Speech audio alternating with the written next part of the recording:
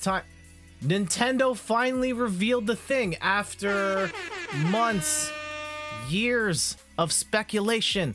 Everyone's asking, when is Nintendo going to put out the more powerful Nintendo Switch? It would have seemed like it would have made perfect sense to launch it, you know, around the time of the launch of the PlayStation 5 and the Xbox Series X to keep up with the big graphical horsepower boosts. And you know, a lot of games are already not running great on the Switch as it currently stands, and we got a new Switch. We we got the new Switch OLED launching in October, and just to run down some of the features, it's got an OLED screen that is a little bigger, goes from 6.2 inches to 7 inches. Form factor is basically the same. You lose a USB port, but you do get a LAN port on the inside of the dock. The dock looks new and it's very pretty.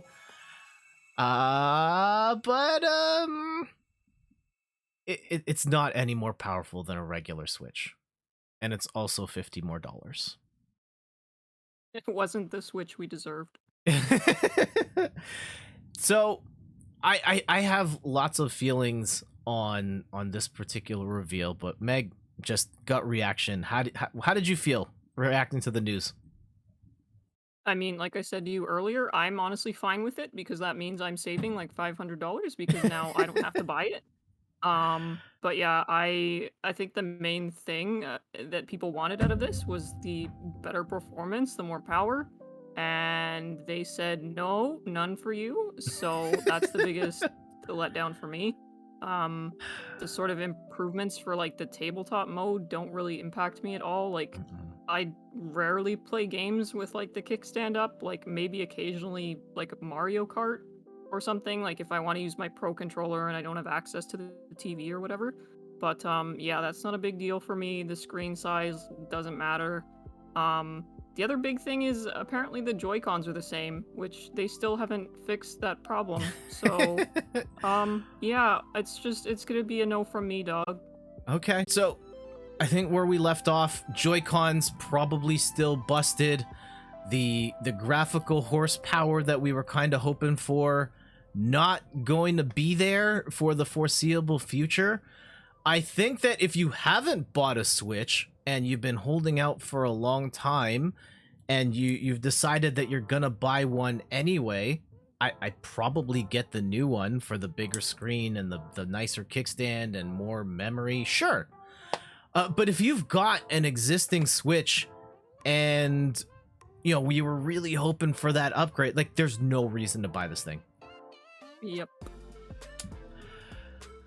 And Mulligan says 100% agree about Joy-Cons. Why not a mid-generation revision? I think I wouldn't be surprised if Nintendo was a little nervous about the bumping up the graphical performance midway. I think that based on their experience with the new 3DS, where only 3 games took advantage of the extra horsepower and they all sold poorly, that they may be reluctant to splinter the user base of the Switch. And, you know, they kind of did a little bit with the Switch Lite, but not really. The people who are buying the Switch Lites mostly want it for portable play and don't really need it docked on a TV. But the potential schism that could be created by having, you know, 2 different hardware standards may be a little too much for Nintendo to swallow at this point in time. Even though, you know, Microsoft and Sony have basically done that with across PS4, PS4 Pro, and PS5. Meg, do you think it was the right move to not include the extra power? I mean, from the fan base, you're gonna get a no, but like, the thing is just Nintendo basically prints money, whatever they do. And yeah, I mean, like I said, I know people aren't happy, but they're gonna make money regardless. So yeah, for people again who don't own a Switch yet, or who play like primarily in handheld mode, then I guess it's a good option. But yeah, I know me and probably 90% of the player base were hoping for the performance upgrade. Yeah, I really would have liked the performance upgrades because I play, you know, I play the Switch a lot. I play it for First party games, I play it for indie games, but anything third party, it's pretty much a no. I'll play, your Overwatches, your Rocket Leagues, Knockout City, The Witcher on pretty much anything other than a Switch, just because, I'm willing to tolerate some performance dip for the convenience of being able to play it in my hand, but the gap between the other platforms and the Switch is a little too wide for me, and it's only gonna get wider. Yeah, and Um, that's the thing. If you want to play, just using The Witcher as an example, like if you want to play a game like that and the Switch is what you have it on, it's like is having the trade-off of playing it in being able to take it with you, playing it in handheld mode, having that portable, is that worth playing in like 15 frames per second and having the game run terribly? I'm not sure that's a good trade-off. yeah. And yeah, to Mulligoon's point, just released a new generation. It might cause situations like Cyberpunk. I am reluctant to go that far because the Switch is still the #1 selling console right now. It still sells like crazy, and I think for Nintendo in particular, they've shown that they can make multi-million selling games that don't need that level of horsepower in their consoles. I don't From a strictly financial perspective, it's probably fine that they didn't put out the Switch Pro right now, because the Switch in its current form is still going to sell like crazy, and they still have the games to back it up.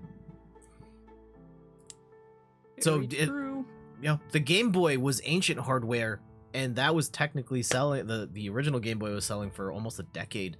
And I think if they really wanted to, they could stretch this out for probably a couple more years before moving on to whatever the next thing is.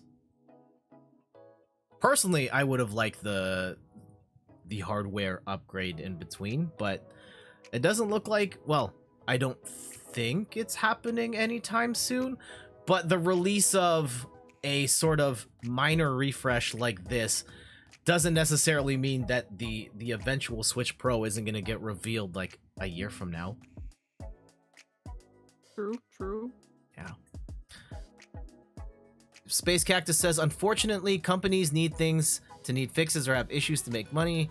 Making a fully functioning console doesn't seem to make the money they want. Yeah, they've got this other one they have this one that sells tens of millions of units. It's on pace to be their single best-selling console of all time. Why would they shake that up if they don't have to? Mulligan says the Switch family now includes 3 models, all at different price points, so there won't be a price dip. I think they should have just replaced the current Switch with the OLED one if that was where they wanted to go. Space Cactus says, I think of phones or other electronics that have the same issues. Okay. And don't get me wrong, I wouldn't have said no to better performance, but you're not surprised. I think, I'm disappointed that this is the machine we'll have for a couple more years, especially when you're excited to get... I would like a more powerful Switch that doesn't slow down when I go to my Animal Crossing island that's just full of stuff. But Yep. it doesn't seem like that's coming anytime soon. Yeah, forget the new Switch. When am I getting a new Animal Crossing update? That's the other thing. Didn't they just say that there's no update coming this month? Did they? Or it's something like to that. I don't know. Animal Crossing, that's a whole other thing that they haven't updated at all. Yep. Yeah. F's in chat for Animal Crossing. So yeah, I was really looking forward to getting a Switch Pro in the fall, and I will not be getting a Switch OLED, which is probably for the best. That means I've got more money for Pokemon cards.